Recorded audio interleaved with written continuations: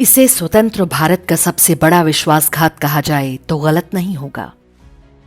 एक ऐसा विश्वासघात जिसने भारत के हिंदू चरित्र पर ऐसी चोट की जो आज तक भर नहीं सकी है।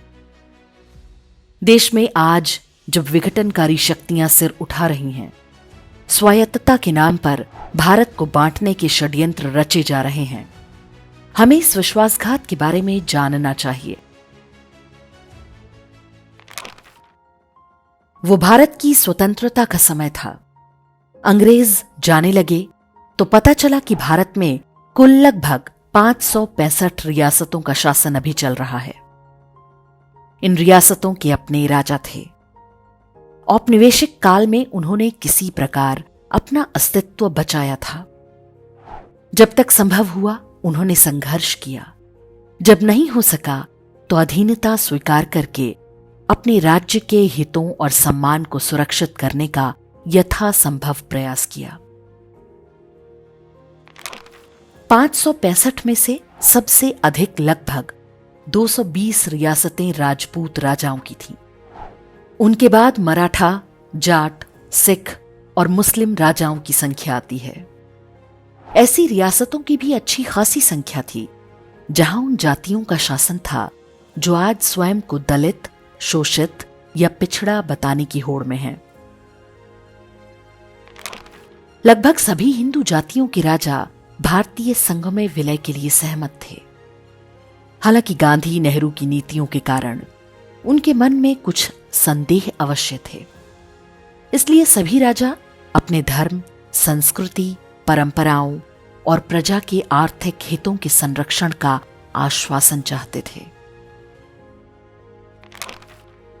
सीमावर्ती पश्चिमी रियासतों का सारा व्यापार कराची बंदरगाह से होता था। जिन्ना उन्हें पाकिस्तान में खींचने के लिए तरह तरह के प्रलोभन दे रहा था, लेकिन जनता के दबाव में अंततः ये सभी भारत में शामिल हुए। त्रिपुरा की महारानी कंचन प्रभा देवी ने इस शर्त पर अपने राज्य का विलय किया था कि भारत सरकार माता त्रिपुरेश्वरी मंदिर की सदियों से चली आ रही परंपरा से कोई छेड़छाड़ नहीं करेगी। इस मंदिर के साथ बाद में जो कुछ हुआ जानकर आपके लिए विश्वास करना कठिन होगा। इस वीडियो में आगे हम उस बारे में बताएंगे। भारत सरकार ने राजघरानों से वादा किया कि उन्हें एक तय राशि हर महीने दी जाएगी ताकि वे अपने दैनिक खर्चों का वहन कर सकें। इसे प्रिवी पर्स कहा जाता है। उस जमाने में यह राशि 5,000 रुपए से लेकर कुछ लाख रुपए तक हुआ करती थी। सरदार पटेल की मृत्यु के आधे दशक के भीतर ही पहला विश्वासघात कर दिया गया।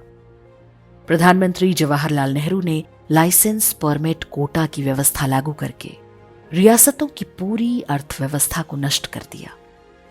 इस एक निर्णय से रियासतों के प्रमुख व्यापारिक केंद्र बर्बाद हो गए। हजारों व्यापारी दिवालिया हो गए। उन पर आश्रित लाखों लोग बेरोजगार हो गए। इतना ही नहीं, उन व्यापारिक केंद्रों के आसपास चलने वाले हजारों पारंपरिक गृह और कुटीर उद्योग भी चौपट हो गए। देश भर में फैली रियासतों और उनके बिजनेस सेंटर्स का स्थान अब बॉम्बे, मद्रास, कलकत्ता और दिल्ली में बैठे पूंजीपतियों ने ले लिया। केवल संयोग नहीं कि ये सभी कांग्रेस पार्टी के कृपा पात्र थे। कार बनाना है तो केवल बिरला की हिंदुस्तान मोटर्स ही बनाएगी। स्कूटर बनाना है तो केवल बजाज को ही लाइसेंस मिलेगा। स्वतंत्रता के एक दशक के अंदर लगभग हर बड़ा उद्योग किसी एक पूंजीपति के हवाले किया जा चुका था। जो बाकी बचा वो सब सरकार खुद ही चलाने लगी। इस व्यवस्था ने बड़े पैमाने पर भ्रष्टाचार को जन्म दिया। कभी आर्थिक रूप से समृद्ध रही रियासतों के भी हजारों युवाओं को नौकरी के लिए कलकत्ता, बंबई, मद्रास और दिल्ली जाने को विवश होना पड़ा। ये कहानी लगभग सभी रियासतों की थी। विलय समझौते के बदले आर्थिक हितों को सुरक्षित रखने का जो प्रण भारत सरकार ने किया था, उसे एक दशक के अंदर तोड़ दिया। दिल्ली की सरकार ने रियासतों की राजधानियों और अन्य प्रमुख व्यापारिक नगरों को मृत गांवों में बदल दिया। ऐसे स्थान जहां अतीत के वैभव के अवशेष तो दिख जाएंगे, लेकिन भविष्य के लिए आशा की कोई किरण नहीं दिखेगी। नेहरू के नेतृत्व वाले भारतीय संघ ने करोड़ों भारतीयों को हताशा और निर्धनता के अंधेरे में ढकेल दिया। वर्ष 1991 में लाइसेंस परमिट कोटा राज का अंत तो हो गया, लेकिन ये आज भी अलग अलग रूपों में भारत के विकास में बाधा बनकर खड़ा है। दूसरा विश्वासघात नेहरू की बेटी इंदिरा ने किया। राजघराने सरकार से मिलने वाले प्रिवी पर्स के भरोसे किसी तरह अपने खर्चे चलाने के लिए संघर्षरत थे। वर्ष 1971 में इंदिरा गांधी ने संसद में 26वां संविधान संशोधन करके प्रिवी पर्स को बंद कर दिया। राजघरानों के प्रमुख की पदवी और स्वतंत्रता पूर्व की उपाधियों के उपयोग के अधिकार को भी समाप्त कर दिया गया। कुछ राज परिवारों ने चुनाव लड़कर तो कुछ ने व्यापार में उतरकर अपना अस्तित्व बचाया। अधिकांश राजघराने प्रिवी पर्स की राशि का एक बड़ा हिस्सा अपनी प्राचीन धार्मिक परंपराओं के निर्वाह पर व्यय किया करते थे। प्रिवी पर्स बंद होते ही उनके मंदिर भी अनाथ हो गए। भारत की सेकुलर शासन व्यवस्था की गिद्ध दृष्टि केवल उन्हीं हिंदू मंदिरों पर थी जहां पर लाखों करोड़ों का चढ़ावा आता हो, ताकि वे उसे हड़प सकें। भारतीय राजघरानों के साथ विश्वासघात का क्रम प्रिवी पर्स के साथ ही समाप्त नहीं हुआ। उनकी नीयत राजघरानों के साथ जुड़ी पूरी धार्मिक और सामाजिक व्यवस्था को तहस नहस करने की थी। वीडियो के आरंभ में हमने त्रिपुरेश्वरी मंदिर की चर्चा की थी। यह हिंदू धर्म के 51 शक्तिपीठों में से एक है। त्रिपुरेश्वरी मंदिर में रोज एक बकरे की बलि दी जाती थी। यह परंपरा 5 शताब्दी से भी अधिक समय से अनवरत चल रही थी। मान्यताओं के अनुसार यह राजा का उत्तरदायित्व था कि वो मंदिर में बलि की व्यवस्था करे। विलय के समय महारानी कंचन प्रभा देवी ने शर्त रखी थी कि बलि की परंपरा बंद ना हो और इसकी व्यवस्था सरकारी खजाने से की जाए। भारत सरकार ने उस पर सहमति दी, लेकिन सितंबर 2019 में त्रिपुरा हाईकोर्ट ने यह कहते हुए बलि पर रोक लगा दी कि ये सेकुलर राज्य की अवधारणा के विरुद्ध है। जजों ने कहा कि सभी धर्म दया पर आधारित हैं। किसी भी धर्म को हत्या की आवश्यकता नहीं है। पशुओं की बलि चिंता का विषय है। ये नैतिक रूप से गलत है क्योंकि ये किसी के जीवन को छीनने जैसा है।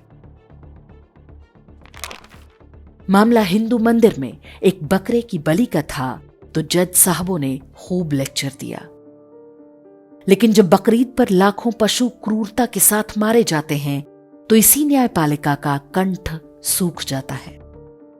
मंदिर में बकरे की बलि पर प्रतिबंध लगाने वाले यही जज गो हत्यारों को कानूनी सुरक्षा देते हैं। किसी भी स्वतंत्र देश में सबसे बड़ी गारंटी उस देश की सरकार की मानी जाती है। इसे संप्रभु या सॉवरेन गारंटी कहा जाता है। लेकिन नेहरू इंदिरा की सरकारों और उनके नियमों पर आधारित न्यायपालिका ने कभी उस सॉवरेन गारंटी का सम्मान नहीं किया। विश्वासघात ऐसा कि इंदिरा गांधी ने जब देश में आपातकाल लगाया तो जयपुर की महारानी गायत्री देवी और ग्वालियर की महारानी विजय राजे सिंधिया को तिहाड़ जेल में बंद करवा दिया था। इस पर हमारे वीडियो का लिंक भी हमने डिस्क्रिप्शन और कमेंट में दे दिया है। यहां एक और बात ध्यान देने की है। 60, 70 और 80 के दशक में जब ये सब हो रहा था, उन्हीं दिनों ढेरों फिल्में बनाई गईं जिनमें रियासत के राजाओं को अय्याश, शराबी और बलात्कारी के रूप में दिखाया जाता था। इसी प्रकार मंदिरों के पुजारियों और पारंपरिक व्यापारियों का भी चित्रण किया गया। बॉलीवुड के कांग्रेसी, वामपंथी, जिहादी तंत्र ने बहुत योजनाबद्ध तरीके से लोगों के मन मस्तिष्क में उस सामाजिक व्यवस्था के प्रति दुराग्रह भर दिया जो मात्र कुछ दशक पहले तक उनके हित में काम कर रही थी। तो आज जब उसी नेहरू गांधी परिवार की पार्टी कांग्रेस वक्फ बोर्ड के समर्थन में मजबूती से खड़ी है, तो मन में कई प्रश्न उठते हैं। यदि बाबर, अकबर और औरंगजेब द्वारा वक्फ की गई भूमि को वैध माना जा रहा है, तो क्या होगा यदि भारतीय राजाओं ने अपनी रियासतों पर दावा ठोंक दिया? ये कैसी व्यवस्था है जो 500 साल पहले आए विदेशी लुटेरों को तो मान्यता देती है, लेकिन देश के लिए सर्वस्व देने वाले अपने ही लोगों से किए प्रणों को भूल जाती है?